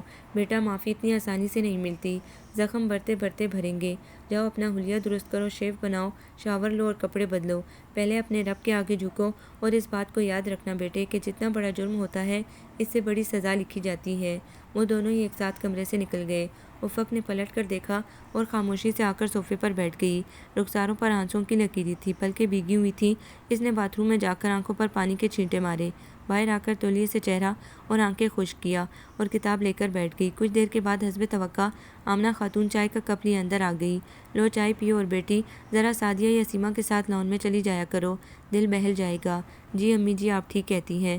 اور بیٹا ایک بات اور کہ اب تم اپنے لیے بھی کچھ سوچو، صبح و شام کی کچھ روٹین بدلے، کوئی چھوٹی سی خوشی اس گھر کا مقدر بنے۔ میں کیا سوچوں امی جی؟ اس نے نگاہیں جھکا لیں۔ پھر میں سوچوں، تمہیں کوئی اعتراض تو نہیں؟ نہیں مگر آپ؟ اس نے پریشان ہو کر ان کی طرف دیکھا۔ گھبراؤ نہیں، میں ایک چھوٹی سی تقریب کرنا چاہتی ہوں تاکہ گھر اور ماحول کی یہ گھٹن کم ہو۔ وہ مسکراتی ہوئی چلی گئی اور وہ حیرانی سے انہیں جاتا دیکھتی رہی۔ وہ بیوقوف نہیں تھی جو اس تقریب کا مقصد نہ سمجھتی ہو۔ پھر ایک دن آمنہ خاتون نے اپنی دونوں شادی شدہ بیٹیوں کو گھر بلا لیا اور ایک چھوٹی سی گھریلو تقریب میں افق کو مہندی اپٹن لگا کر اسے دلہن بنا کر پور سجایا اور اوپر سجے ہوئے کمرے میں پہنچا دیا، اور وہ پتھر کی مورتی بنی خاموشی سے سب کچھ دیکھتی رہی۔ ایک دن تو یہ ہونا ہی تھا، آخر دریا میں رہ کر مگر مجھ سے بیر کب تک؟ اس نے دکھی دل سے سوچا۔ کب تک وہ حقیقت سے آنکھیں چراتی رہے گی؟ سینے سے ایک ہوک سی اٹھی اور ماں باپ، بھائی بہنیں، پورا خاندان سامنے آ کر کھڑا ہو گیا۔ وہ بوجھل پلکوں سے ایک ٹک انہیں دیکھے گئی۔ کمرہ بڑی خوبصورتی سے سجایا گیا تھا۔ ہر طرف پھولوں کی لڑیاں لٹک رہی تھیں، خوشبوئیں چھلک رہی تھیں، مگر اس کے دل میں خوشی کی کوئی رمق، کوئی ہلکی سی امنگ تک نہ تھی۔ کچھ دیر گزری تھی کہ کاشف چپکے سے آ کر سامنے بیٹھ گیا۔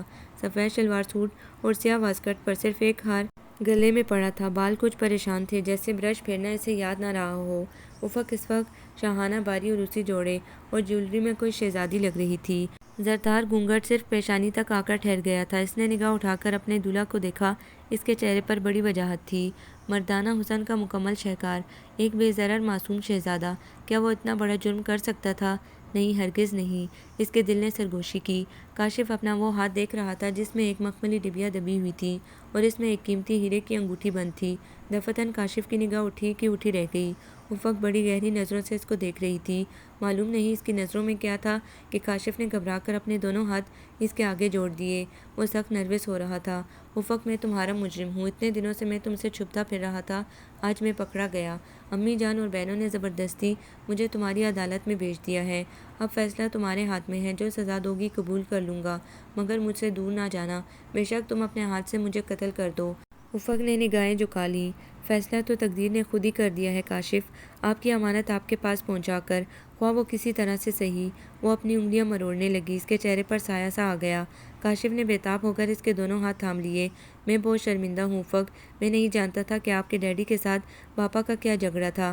انہوں نے غصے میں آ کر طلاق کا مطالبہ کر دیا اور یہ کہ وہ تمہاری رخصتی نہیں دیں گے، اس چیز نے میرے اندر آگ سی لگا دی۔ افق، میں تمہیں کسی قیمت پر کھونا نہیں چاہتا تھا، اس کے لیے چاہے میری جان کیوں نہ چلی جاتی۔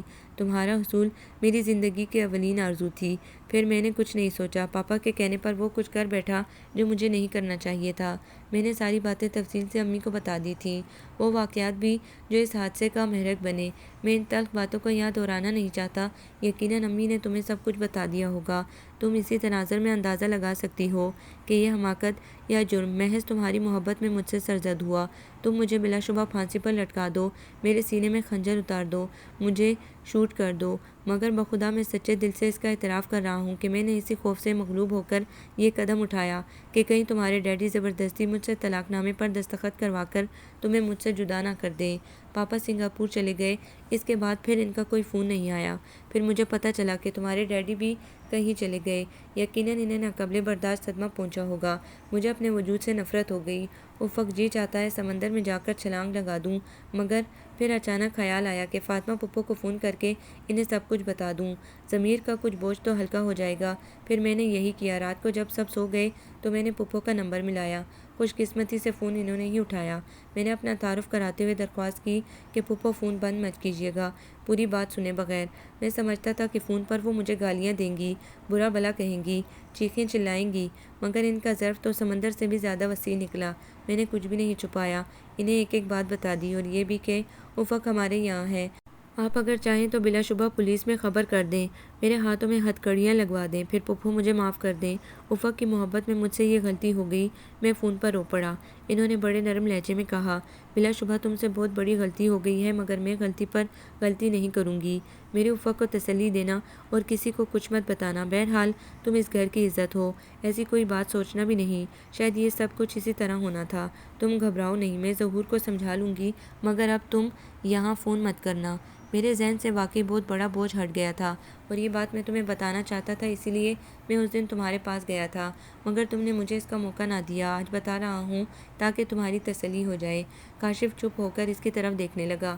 افق کی نظریں جھکی ہوئی تھیں اور رخسار آنسوؤں سے بھیگ رہے تھے۔ کاشف کا دل ہولنے لگا۔ پلیز افق، رو نہیں، میں جانتا ہوں میں نے نہ صرف تمہارا بلکہ تمہارے گھر والوں کا بھی دل دکھایا ہے، تمہاری خوبصورت آنکھوں میں آنسوؤں کا سمندر اتارا ہے۔ میں قابل گردن زندی ہوں، مگر جیسا بھی ہو تمہارے سامنے اقبال جرم کر چکا ہوں۔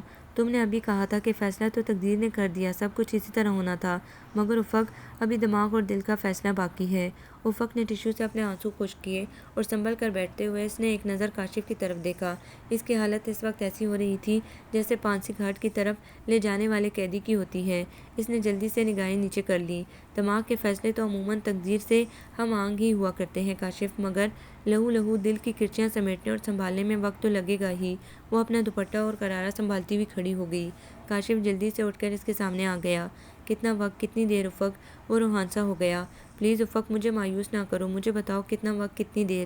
پتہ نہیں، مہینے، سال، صدیاں، یا اس کے آگے یوم حساب تک۔ اس نے تیزی سے واش روم میں جا کر دروازہ بند کر لیا۔ وہ ہکا بکا سا رہ گیا اور اسے ماں کی بات یاد آ گئی کہ بیٹا، جرم جتنا سنگین ہوتا ہے سزا اس سے کہیں زیادہ ہوتی ہے۔ وہ بات سامنے آ رہی تھی، ابھی تو سزا کے دورانیے کا آغاز ہوا تھا، انجام کی خبر خدا جانے۔ افق نے اپنا دل پتھر کا بنا لیا تھا۔ ہر روز کاشف بھی معمول کے مطابق اس کے سامنے آ کر بیٹھ جاتا، جیسے کوئی پجاری اپنی دیوی کے چرنوں میں آ کر بیٹھ جاتا ہے۔ وہ خاموشی سے اپنے دیوتا کو دیکھنے لگتی۔ کبھی وہ اس کا پور انگوٹھیوں سے جگمگاتا حنائی ہاتھ پکڑ کر اپنی بھیگی پلکوں سے لگا لیتا، اور وہ مٹی کی مورتی بنی اپنے سیوک کو دیکھتی رہتی، اور وہ اس کے سفید برف کی طرح دھلے ہوئے خوبصورت پیروں پر جو حنائی گل بوٹوں سے اور حسین تر لگنے لگے تھے اپنے دونوں ہاتھ رکھ دیتا۔ افق، اگر تم مجھے معاف کر دو تو ہماری نجات ہو جائے گی، ورنہ ہم دونوں اسی طرح اپنی آگ میں جلتے رہیں گے۔ آپ مجھے گنہگار نہ کریں کاشف۔ وہ اپنے پاؤں سمیٹ لیتی، اس کی آنکھوں میں موٹے موٹے آنسو تیرنے لگتے۔ نہ افق، رونا مت، تمہیں اس حالت میں دیکھ کر میرا ضمیر مجھے جلتی ریت پر گھسیٹنے لگتا ہے۔ پلیز افق، میرے دل اور ذہن کا بوجھ بڑھتا جا رہا ہے، اس طرح تو تم مجھے کھو دو گی۔ وہ اٹھ کر چلا آتا۔ آمنہ خاتون دونوں کا جائزہ لے رہی تھی۔ افق کا رویہ وہ درست سمجھ رہی تھی۔ ایک شریف، پاک دامن، پڑھی لکھی خاندانی لڑکی کے لیے یہ سانحہ کوئی معمولی بات نہ تھی کہ اس کا ہونے والا شوہر اسے اغوا کر لے اور پھر دلداری، محبت اور معافی کا خواستگار بھی ہو۔ یہ رشتے تو اعتماد و یقین کے رشتے ہوتے ہیں، جب وہی درمیان سے اٹھ جائیں تو وہ کس کی انگلی پکڑ کر زندگی کا سفر طے کریں گے؟ وہ افق کو خود سے لگا کر چوم لیتی۔ بیٹی، اسے معاف کر دو، وہ تمہارا شوہر ہے، اس سے یہ جذباتی غلطی بھی تمہاری محبت میں ہو گئی، اس محبت کے حوالے سے اس کو معاف کر دو اور ہنسی خوشی سے زندگی میں محبتوں کا رنگ بھر دو، سارے شکوے گلے دور ہو جائیں گے۔ کوشش کرو ایک ایک قدم آگے اور آگے بڑھنے کی، اپنے دل کو آمادہ کرو میری جان، وہ تمہارا رفیق زندگی ہے، اسے بڑھ کر کوئی اپنا نہیں تمہارا، وہ بہت اچھا ہے، بڑی محبت کرنے والا، اسے آزما کر تو دیکھو۔ غلطیاں تو انسان سے ہی ہوتی ہیں بیٹی، مگر انہیں زندگی کا روگ نہیں بنایا جاتا۔ وہ خاموشی سے سنتی رہتی، وہ بھی اس سے کم بے چین اور پریشان نہیں تھی۔ ساری رات اس کی کروٹیں بدلتے گزرتی جاتی، کاشف کی باتیں اس کی صورت، اس کا سینہ جلاتی رہتی، اور پھر اٹھ کر کھڑکی میں کھڑی ہو جاتی۔ یادوں کی خاموشی ندی میں آج بڑی طغیانی ہے، ٹوٹ نہ جائیں ضبط کے بندھن، شام بڑی دیوانی ہے۔ ظہور خاں گھر سے چلے گئے تھے، کہاں یہ کسی کو پتہ نہ تھا۔ انہوں نے شاپر میں 2 جوڑے چند چیزیں ڈالیں اور خاموشی سے گھر چھوڑ دیا۔ کچھ دیر انہوں نے اپنا وقت مختلف مسجدوں میں گزارا، سجدے میں گر کر اپنے خدا کو پکارتے رہے، اسے راضی کرتے رہے۔ پھر انہیں سلیمان مل گیا۔ وہ ان کے گاؤں کا ایک ایماندار عبادت گزار بندہ تھا، وہ ان کی بڑی عزت کرتا تھا۔ وہ انہیں اپنے گھر میں لے آیا، وہاں انہیں بڑا سکون ملا۔ جب انسان چاروں طرف سے مایوسیوں میں گر جاتا ہے، کوئی جائے فرار نہیں رہتی، اس وقت اسے صرف اللہ یاد آتا ہے اور سب کچھ بھول جاتا ہے۔ انہوں نے باقاعدگی سے ترجمے کے ساتھ قرآن کا مطالعہ کیا تو گویا ان پر ایک نئی دنیا کے در کھل گئے اور ان کا دل پانی بن کر آنکھوں سے بہنے لگا۔ کوئی پکارنے والا پکارتا، ظہور تو کہاں تھا؟ اب تک کی تیری عمر عزیز رائگاں گئی، لہو لعب میں بسر ہوئی، خدا نے تجھے بھلا دیا، تیرا سکون تجھ سے چھین لیا گیا، تیری اولادیں چھوٹ گئی، گھر تجھے کھانے کو دوڑنے لگا، تو زندگی سے بھاگنے لگا، کب تک بھاگے گا؟ ہر قدم پر تجھے ایک نیا دکھ ملے گا۔ جھک جا اپنے بے حد مہربان خالق و مالک کے آگے کہ اب تیری منزل یہی ہے، راضی کر لے اسے۔ صبح نماز کے بعد وہ سر جھکائے بیٹھے تھے، قریب ہی کوئی مرید سورہ رحمان کی تلاوت کر رہا تھا۔ جب وہ اس آیت پر پہنچا، اب کیا کیا نعمتیں اپنے رب کی جھٹلاؤ گے؟ یوں لگا ان کے سینے میں کسی نے خنجر اتار دیا، اس قدر تڑپ تڑپ کر روئے کہ بے حال ہو گئے۔ سلیمان نے انہیں سنبھالا، کوئی پانی لے کر آ گیا، کوئی پنکھا جلنے لگا، جب ذرا طبیعت سنبھلی تو سلیمان نے انہیں اپنے کمرے میں لا کر لٹا دیا اور آہستہ آہستہ ان کا سر دبانے لگا، اور وہ یہی سوچتے رہے کہ مجھے خدا نے ہزار نعمتیں دیں، دولت دی، اولاد دی، عزت دی، شہرت دی، کیا نہیں دیا، مگر میں اس کا کس قدر ناشکرا نکلا۔ سلیمان اچانک وہ اٹھ کر بیٹھ گئے۔ تمہارے پاس بھی اپنی زمین تھی، کھیت تھے، باغ تھے، اس کے باوجود تم نے کتنی سادگی سے زندگی گزاری، تم اپنے خدا سے کتنے قریب رہے، یقیناً تم نے اسے پا لیا ہوگا۔ نہیں سرکار، اتنی آسانی سے خدا نہیں ملتا۔ اس نے ایک آہ بھری۔ کبھی ایک سجدے میں دنیا بدل جاتی ہے، کبھی تمام زندگی اسی آس میں گزر جاتی ہے وہ جس سے بھی راضی ہو جائے۔ ظہور خان خاموشی سے اس کو دیکھتے رہے۔ دوسرے ہی دن فاطمہ ہادی اور بشیر کے ساتھ آ گئیں۔ وہ حیران رہ گئے۔ تمہیں کس نے بتایا کہ میں یہاں ہوں؟ آپ کیا سمجھتے تھے کہ ہم آپ کو تلاش نہیں کر رہے تھے؟ ہاتھ پر ہاتھ دھرے بیٹھے تھے۔ ہادی نے بتایا تھا کہ آپ سلیمان کے ڈیرے پر ہیں، بس آپ چلیے گھر۔ فاطمہ نے ان کا ہاتھ پکڑ لیا۔ گھر کے نام سے مجھے وحشت ہونے لگتی ہے آپی، میرے لیے آپ وہاں کیا رکھا ہے؟ آپ چلیں تو پھر کوئی فیصلہ کریں گے۔ میں وہاں رہنا نہیں چاہتا۔ ٹھیک ہے، مت رہیے گا، ہم گاؤں چل کر رہیں گے۔ اوہ، یہ تو میں نے سوچا بھی نہ تھا، مگر وہاں بیوی بچے کوئی رکاوٹ نہیں کھڑی کر دیں۔ اب ایسا نہیں ہوگا۔ وہ اور فاطمہ کے ساتھ گاڑی میں بیٹھ گئے۔ انہوں نے سارا کاروبار بیوی بچوں کے لیے چھوڑا۔ کیش جو کچھ تھا سلیمان کو ڈیرے کے درس و تدریس اور مسجد کے لیے دے دیا، اور دونوں چھوٹے بچوں، دونوں ملازمین اور فاطمہ کو لے کر گاؤں آ گئے۔ ستارہ اور سمیہ نے ساتھ آنے سے انکار کر دیا تھا۔ ظہور خان کو کوئی ملال نہیں ہوا۔ حویلی میں آ کر انہیں اتنی خوشی ہوئی جیسے نئی زندگی ملی ہو۔ تب فاطمہ نے کہا، ظہور خان، آپ نے ہمیں کچھ نہیں بتایا کہ آخر عارف چودھری سے آپ کا کیا جھگڑا تھا، جو حالات بگڑتے چلے گئے، پھر آپ نے بھی گھر چھوڑ دیا۔ مگر مجھے کاشف چودھری کے فون سے سب کچھ معلوم ہو گیا تھا، اور افق کے اغوا کا ڈرامہ محض عارف چودھری کے ذہن کی اختراع تھا، محض آپ کو نیچا دکھانے کے لیے، کہ آپ نے ان پر غبن کا الزام جو لگایا تھا۔ کاشف نے تمام واقعات بتا کر کہا تھا کہ افق اپنی سسرال میں ہے اور آرام سے ہے، اس نے مجھ سے معافی مانگی تھی اور بہت شرمندہ تھا۔ اب آپ بھی اس کی طرف سے اپنے دل کو صاف کر لیں۔ دراصل وہ افق سے دستبردار ہونا نہیں چاہتا تھا، اور آپ نے اسے طلاق کا نوٹس بھجوا دیا، اس لیے یہ ساری گڑبڑ ہو گئی۔ ہاں، یہ صحیح تھا کہ میں نے اسے طلاق کا نوٹس بھیجا تھا، مگر پھر افق کے اغوا کا اتنا ٹینشن ہوا کہ میں برداشت نہ کر سکا اور گھر چھوڑ دیا۔ مجھے ناقابل تلافی صدمہ پہنچا تھا آپی۔ میں پاگلوں کی طرح ادھر ادھر پھرتا رہا، مسجدوں میں راتیں گزاری۔ تب مجھے خدا یاد آیا جسے میں بھول گیا، مگر وہ مجھے نہیں بھولا تھا۔ میں نے اسے خود سے اتنے قریب دیکھا کہ سجدے میں گر پڑا، اور جب سجدے سے سر اٹھایا تو میں ایک بدلا ہوا انسان تھا۔ میری پیاری بیٹی افق مجھے بھولی نہیں تھی۔ آج مجھے افسوس ہے کہ کاش میں نے طلاق کا نوٹس نہ بھیجا ہوگا، کم سے کم میری بیٹی عزت کے ساتھ رخصت تو ہو جاتی۔ آج میری نازو پلی بیٹی خاندان اور اپنے ماں باپ سے دور تو نہ ہوتی، اور سب سے بڑا دکھ یہ کہ وہ اپنے شوہر سے بھی ناراض ہے۔ خیر، میں اس کی تلافی کر دوں گا آپی، آپ فکر نہ کریں۔ اس رات وہ دیر تک افق کو خط لکھتے رہے۔ میری جانیں عزیز بیٹی افق، سدا سہاگن، سدا خوش رہو۔ دولت کے اس انبوہ میں کبھی بھی یہ احساس نہیں گزرا، غم، محرومی اور جدائی جیسے حالات بھی پیدا ہو سکتے ہیں، کبھی ہم پر بھی برا وقت آ سکتا ہے۔ میں یہ بھول گیا تھا کہ میں بھی طلوع و غروب کے اسی نظام کا ایک حصہ ہوں، جہاں آفتاب طلوع ہو کر کائنات کے ہر گوشے کو منور کر دیتا ہے، پھر رات سیاہ چادر اوڑھ کر ہر چیز کو اپنی لپیٹ میں لے لیتی ہے۔ اسی طرح زندگی میں بھی نشیب و فراز آ سکتے ہیں، مگر میں تو دولت اور آسائش پا کر خدا کو بھول گیا تھا، تو یہ ثانوی چیزیں کیسے یاد رہتی؟ زوال تو آنا ہی تھا۔ پہلے بزنس میں چھوٹے بڑے بریکر آتے رہے، کچھ کرم فرماؤں نے شب خون مارا، کچھ نے دیدہ دانستہ چھینا چپٹا۔ ابھی سنبھلنے بھی نہ پایا تھا کہ تمہاری شکل میں ظالم میرے سینے سے زندہ پھڑکتا ہوا دل نکال لے گئے۔ میری افق مجھ سے جدا کر دی گئی، میرا وقار، میری عزت میری جان پر بنائی، میرا ذہن معاف ہو گیا۔ میں جانے کہاں کہاں اور کب تک بھٹکتا رہا، ٹھوکریں کھاتا رہا، کتنے ماہ و سال، صدیاں بیتیں۔ جب ہوش آیا تو پھر میں اپنے گھر میں تھا، گھر والے مجھے گھیرے ہوئے تھے۔ میں حیران تھا کہ شاید اصحاب کہف کی طرح میں بھی ایک صدی سو کر جاگا ہوں۔ تبھی لوگوں کی نظروں میں حیرانی تھی، شاید انہیں پہچاننے میں دشواری ہو رہی تھی، کیونکہ وقت بدل گیا تھا، قدریں بدل گئی تھی، اسی لیے میں بدل گیا تھا۔ اب یہ دنیا میری دنیا نہیں تھی، میرے خدا میرے بہت قریب آ گیا تھا۔ اب مجھے اپنے گاؤں میں اپنے مزاروں کے ساتھ مل کر کھیتوں میں کام کرنا اچھا لگتا تھا۔ وہ ہاتھ جوڑتے کہ سیٹھ صاحب مجھے کام کرنے دیں، میں ان کے ہاتھوں پر ہاتھ رکھ دیتا، نہیں، مجھے سیٹھ صاحب مت کہو، میں بھی تمہاری طرح ایک انسان ہوں، میری بیٹی، میری جان۔ میں نے تمہارے خط میں اپنے کچھ دکھ ضرور بیان کیے ہیں، مگر تم پریشان نہ ہونا، میری زندگی کا سب سے بڑا المیہ یہی تھا کہ میں اپنی سطح سے گر گیا تھا۔ گاؤں آنے کے بعد مجھے فاطمہ نے بتایا تھا کہ کاشف بیٹے نے اپنے فون میں اعتراف کیا ہے کہ اسے اپنے باپ کے مجبور کرنے پر اغوا کے اس ڈرامے کا ایک ناگوار کردار بننا پڑا، وہ بھی اس لیے کہ وہ تمہیں طلاق دینا نہیں چاہتا تھا، وہ بہت شرمندہ ہے۔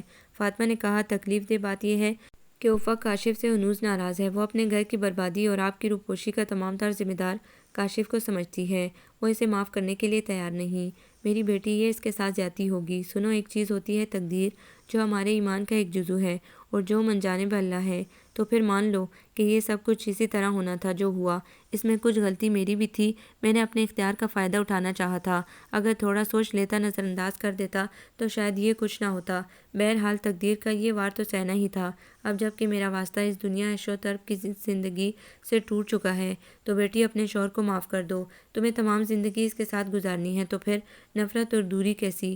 محبت، رواداری، حسن سلوک اور اپنائیت سے کام لے کر حالات سے سمجھوتا کر لو۔ افق، ہر انسان اپنے گناہوں کی سلیب خود اپنے کندھوں پر اٹھائے پھرتا ہے۔ اس میں اگر کسی اور کا گناہ شامل کر دیا جائے تو وہ بوجھ ناقابل برداشت ہو جاتا ہے، اور تم جانتی ہو کہ معاف کرنے والوں سے اللہ کتنا خوش ہوتا ہے۔ چنانچہ اس کی خوشنودی کا یہ موقع ہرگز مت گنوانا۔ میں نے بھی کاشف کو، بلکہ اس کے ناپسندیدہ اور لالچی باپ کو بھی معاف کر دیا ہے، جن کی وجہ سے میں گھر سے بے گھر ہوا، اور آج میں نے سب کچھ گنوا کر اللہ کی خوشنودی حاصل کر لی۔ بعض حادثے زندگی کا رخ بدل دیتے ہیں، تو میرے خدا نے مجھ پر یہ افطار ڈال کر مجھے اپنے راستے پر بلا لیا۔ آج میں بہت خوش ہوں۔ بیٹی، تم بھی اپنی زندگی کا سیٹ اپ بدل لو۔ اپنے خدا اور اپنے شوہر سے ہمیشہ تعلقات خوشگوار رکھنا اور اپنے بوڑھے باپ کے لیے دعا کرنا۔ تمہارا ڈیڈی۔ ایک دن ایک خاکی لفافہ کاشف نے لا کر افق کے ہاتھ میں دے دیا اور کہا، تمہارے نام ہے۔ افق نے لفافہ الٹ پلٹ کر دیکھا، پھر کاشف کو دیکھا، اور لفافہ چاک کر کے اندر سے ایک طویل خط برآمد ہوا۔ اس کا دل دھک سے رہ گیا۔ کس کا خط ہے افق؟ کاشف پاس آ کر بیٹھ گیا۔ اس نے کوئی جواب نہیں دیا اور خط پڑھنے لگی۔ وہ کچھ پریشان ہو گئی، پھر اس کی آنکھوں سے بے اختیار آنسو گرنے لگے اور دونوں رخسار بھیگ گئے۔ وہ بے تحاشا رونے لگی۔ ڈیڈی، ڈیڈی، میرے ڈیڈی۔ وہ ہچکیاں لینے لگی۔ خط ہاتھ سے چھوٹ کر نیچے گر گیا اور وہ بھاگتی ہوئے اندر کمرے میں چلی گئی۔ کاشف نیچے سے خط اٹھا کر پڑھنے لگا۔ اس نے خط آہستگی سے طے کر کے لفافے میں بند کر دیا۔ اس کا چہرہ بھی اداس تھا، آنکھوں سے دکھ جھانک رہا تھا۔ وہ اٹھا اور اندر چلا گیا۔ افق تکیے میں منہ چھپائے بے تحاشا رو رہی تھی۔ اس نے لفافہ میز پر رکھ دیا اور افق پر جھک گیا۔ بس کرو افق، بہت رو چکی۔ ڈیڈی نے یہ تو نہیں لکھا تھا کہ تم رونے بیٹھ جانا۔ اٹھو، آنسو پونچھو۔ پھر اس نے جگ سے گلاس میں پانی ڈال کر اس کے ہونٹوں سے لگا دیا۔ وہ سنبھل کر بیٹھتے ہوئے کاشف کی طرف دیکھنے لگی، پھر 2-3 گھونٹ پی کر گلاس واپس کر دیا۔ کاشف نے گلاس میز پر رکھتے ہوئے اس کی طرف دیکھا۔ پسینے میں بھیگی ہوئی پیشانی پر آتی ہوئی بالوں کی لٹ کو اپنے ہاتھ سے پیچھے ہٹا کر اس کے آنسو پونچھنا چاہے تو اس نے سر پیچھے کر لیا، مگر کاشف نے اس کا ہاتھ پکڑ کر جھٹکے سے اس کو اپنے سینے میں سمیٹ لیا۔ بس کرو افق، بہت ہو گیا۔ جب تقدیر کے اچھے برے پر ہمارا ایمان ہے تو ہم ایک دوسرے سے کیوں ناراض رہیں، کیوں شکایت کریں؟ کیا تمہارا فرض نہیں کہ ڈیڈی کی باتوں پر عمل کرو؟ انہوں نے کوئی بات غلط تو نہیں کہی؟ وہ اس کے آنسو پونچھ کر مسکرایا اور وہ جلدی سے الگ ہٹ کر اپنے بال درست کرنے لگی۔ تو اس کا مطلب ہے کہ آپ نے ڈیڈی کا خط پڑھ لیا ہے؟ کیوں نہ پڑھتا، آخر وہ میرے فادر ان لا ہیں۔ اس نے بھرپور مسکراہٹ سے افق کو دیکھا۔ اس نے نظریں نیچے کر لیں۔ کیوں اب چپ کیوں ہو؟ بولو نا۔ میں نے کچھ غلط کہا؟ وہ بدستور مسکرا رہا تھا۔ میں نے کب کہا کہ آپ غلط کہہ رہے ہیں؟ آپ نے اب تک جو کیا صحیح کیا، جو کہا صحیح کہا۔ افق نے اس کی طرف دیکھ کر بکھرتی مسکراہٹ کو لبوں میں دبا لیا۔ کاشف نے کہا، اب لڑائی والی کوئی بات نہ کرو، ہم صلح کے لیے ہاتھ بڑھاتے ہیں، مگر ہم کیوں نہ ایک دوسرے کو تحریری معافی نامہ پیش کر کے ماضی کی طرف سے آنے والی ناخوشگوار ہواؤں کا دریچہ ہمیشہ کے لیے بند کر دیں؟ کیوں؟ میں کس بات کی معافی مانگوں؟ وہ بھڑک اٹھی۔ چلو خیر، تمہاری طرف سے معافی نامہ نہ صحیح، راضی نامہ صحیح۔ وہ دیکھتی رہ گئی۔ اب تم یہ مت پوچھ لینا کہ یہ کیا ہوتا ہے، کاشف نے کہکا لگایا اور افق کے چہرے پر بے ساختہ مسکراہٹ آ گئی اور وہ دیکھتا رہ گیا۔ آج وہ مسکراتی ہوئی کتنی اچھی لگ رہی تھی۔ گلوں کی یوں تو چمن میں کمی نہیں، لیکن یہ تیرے لب ہیں جنہیں میں گلاب کہتا ہوں۔